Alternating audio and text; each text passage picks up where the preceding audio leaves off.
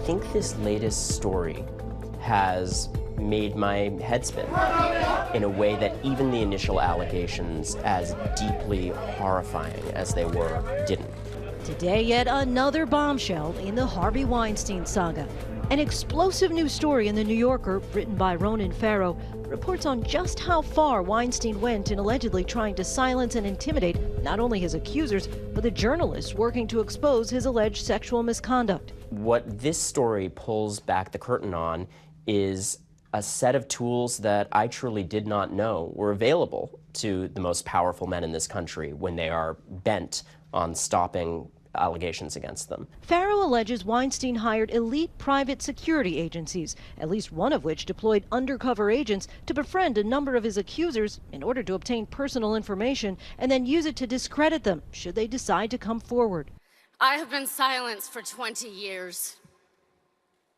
I have been slut-shamed. I have been harassed.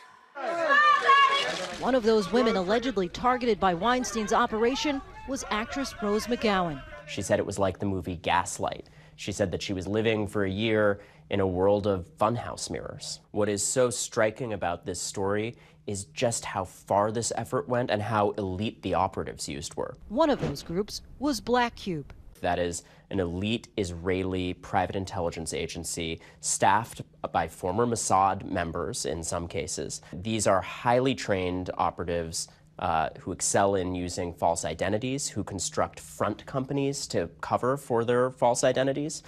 This went very, very far. How involved was he? He was directly involved, had face-to-face contact with investigators, approved their work plans at multiple points over the last year, was receiving reports directly from several of the firms. These were routed through his lawyers, but Harvey Weinstein was pulling the strings. McGowan was just one of the more than 60 women who've come forward with allegations against Weinstein, including sexual harassment, abuse, and even rape. Weinstein has denied any allegations of non-consensual sex and also denies the targeting of any individuals. In 1997, Weinstein is reported to have reached a settlement with McGowan after an alleged encounter at a hotel room. But according to Farrow, some 20 years later, just this past May, McGowan received an email. Rose McGowan received inquiries from a woman named Diana Phillip of Rubin Capital Partners. And Diana Phillip offered her a hefty sum to speak at a women's empowerment gala, and then over the course of many meetings offered to invest in Rose's production company. Farrow says the two eventually met in person at the famed Peninsula Hotel in Beverly Hills, the same site where Weinstein allegedly preyed on many women. McGowan told Farrow the woman was initially very kind, but soon began pressing her for information.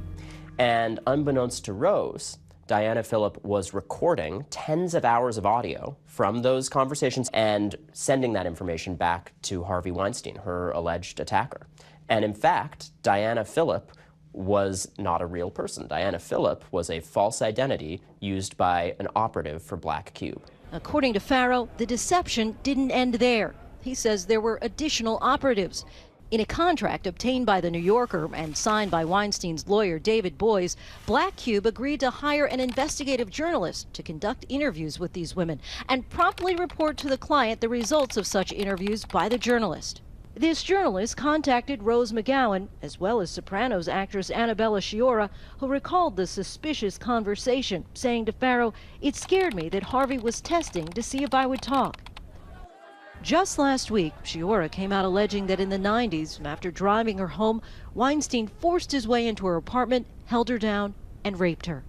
Several journalists were allegedly targeted by Weinstein as well, including Farrow himself, who says he was contacted by the same operative as McGowan.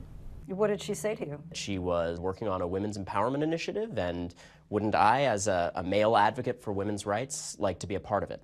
I did not know who she was, and I did not respond.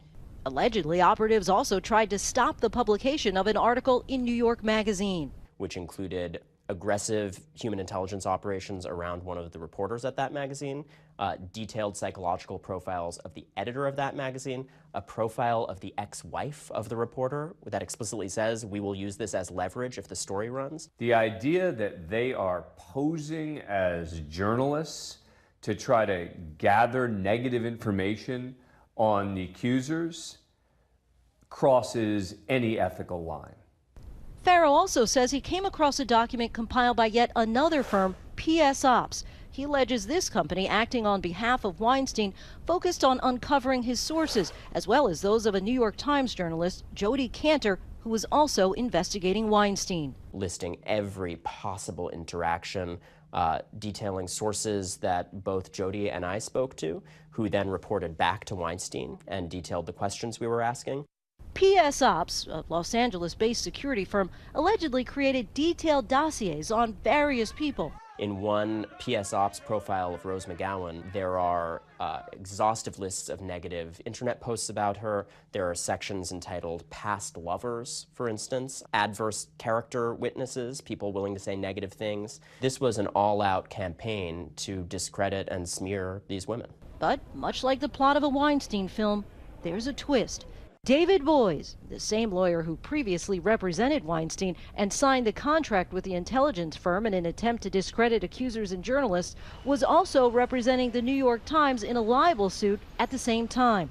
In a statement to ABC News, David Boies called it a mistake to contract with and pay investigators who he did not select and control. He said that had he known what this was for, he would have never signed it or been associated in any way with this effort. The Times called it a grave betrayal of trust and has terminated their relationship. Are you surprised by the reaction and how there's this tidal wave, really, if you will, of change? What I never could have fathomed was the outpouring in industry after industry of women and men with stories of sexual harassment and assault coming forward. And, you know, this was a deep-seated source of pain for a lot of people who were silent for too long. For Nightline, I'm Lindsay Davis in New York. Hi everyone, George Stephanopoulos here. Thanks for checking out the ABC News YouTube channel. If you'd like to get more videos, show highlights, and watch live event coverage, click on the right over here to subscribe to our channel, and don't forget to download the ABC News app for breaking news alerts. Thanks for watching.